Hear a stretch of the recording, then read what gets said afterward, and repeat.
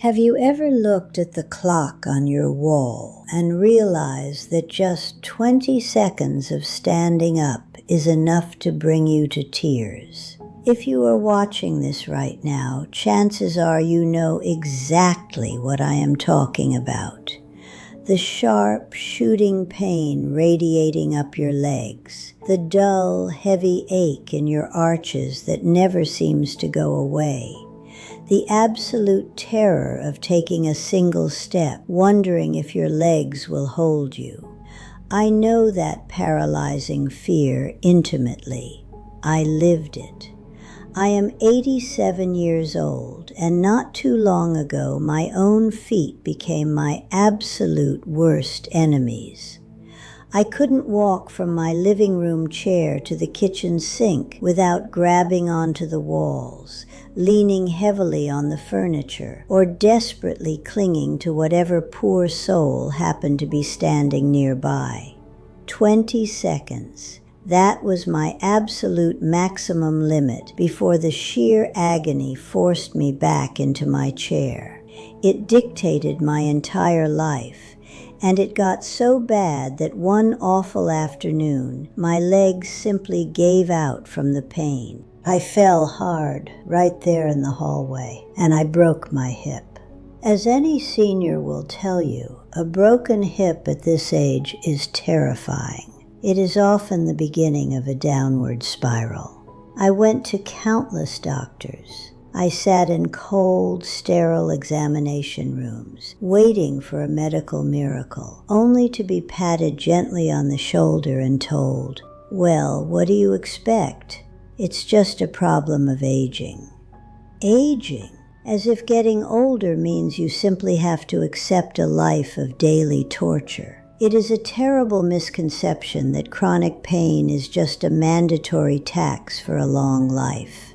I tried everything they suggested. I did the standard physical therapy. I sat in my bathroom and soaked my poor feet in stupid hot water and Epsom salt baths until my skin was wrinkled like a prune. I bought the expensive orthotic inserts. I tried the cooling creams, and I bought all the silly little gadgets they advertise on television. Nothing helped. Not a single thing made a dent in the pain. I was exhausted, depressed, and ready to just give up. But my son, bless his heart, he couldn't stand seeing his mother wither away in an armchair, terrified of her own shadow and wincing in pain with every shuffle across the carpet. When the doctors gave up on me, he decided he wasn't going to. He works a demanding 9-to-5 job, but every single night after he came home, he would sit down in front of his computer. He spent countless nights poring over research, digging deep into the actual mechanics of the human body, reading articles and watching lectures. He wanted to know what the hell was actually causing this foot pain, because he utterly refused to accept old age as the final answer.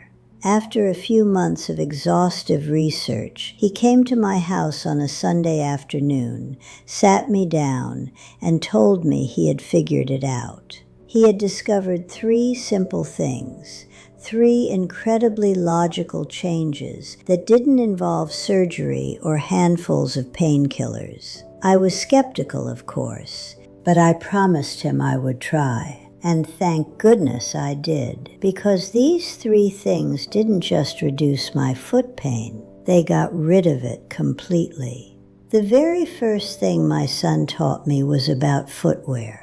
Now think about this for a second. You spend almost all of your time during the day wearing shoes, whether it is working a 9-to-5 job, going grocery shopping, running errands, doing yard work, or just puttering around the house, you are wearing shoes. They have become a permanent part of everyone's modern life. My son looked at me and said, "Mom, shoes are basically the home for your feet." It makes perfect sense, doesn't it? When people are choosing a place to live, They pay extra attention to the details. We want a house that is spacious, comfortable, and supportive. We would never voluntarily move into a house where the walls crush our shoulders together and the floors are permanently tilted downhill. Yet, that is exactly what we do to our feet. Feet should be treated the exact same way, like a home. If your feet are comfortable during the day in their proper home, then there will be no pain problems. He explained to me that the shoes I had worn my entire life were actually killing my feet.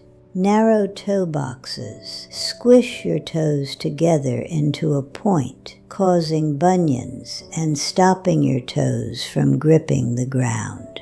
Thick cushioning acts like a giant mattress, disconnecting your nerves from the floor and making your foot muscles weak and lazy. Elevated heels constantly pushes your weight forward, severely straining your ankles and calves.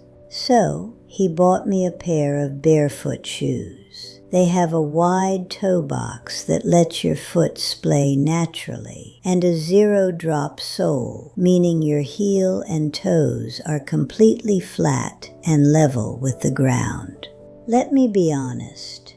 At first, it was very strange wearing something so different. It felt like I was walking right on the floor. But after just a few days of wearing them, things started improving drastically.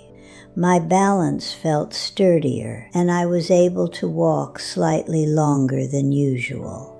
The progression was nothing short of a miracle. After 1 week, I was able to go for a walk outside my home for almost 10 whole minutes without needing to sit down.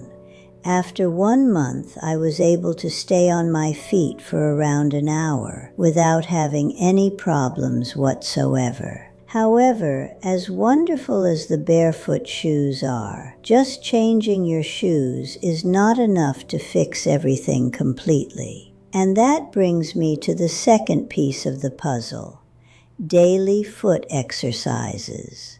Because I had been wearing the wrong shoes all of my life, my feet had literally gotten deformed. The muscles had atrophied and the tendons were stiff. My son explained that you must do exercises to fix that structural damage. You have to wake those sleeping muscles back up.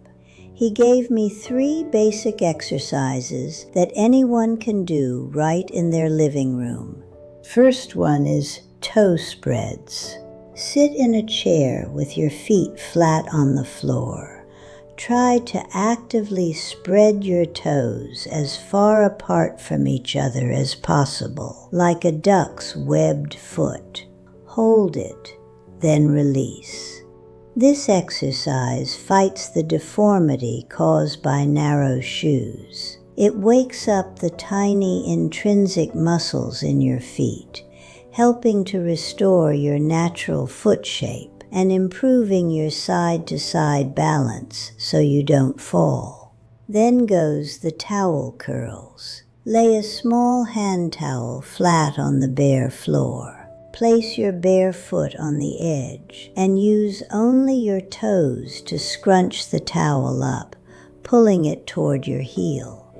This is incredible for building strength in the arch of your foot. A strong arch acts as your body's natural shock absorber, taking the painful impact away from your bones and joints when you walk. And the last one, which quickly became my favorite, tennis ball stretches. Take a standard tennis ball, place it under your foot while seated, and gently press down while rolling it back and forth from your heel to your toes. This deeply massages the plantar fascia, the thick band of tissue on the bottom of your foot. It releases all the tight, built-up tension and drastically reduces that stabbing morning pain. I did these exercises every day, just a few minutes, nothing extreme. and slowly my feet started changing. They became stronger, more flexible, and relaxed. So trust me, do these yourself and you will feel the difference in no time.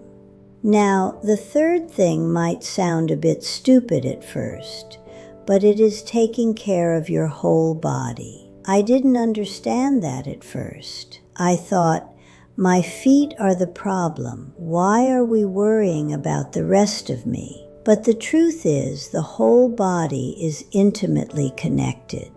Muscles, nerves, ligaments, fascia, everything.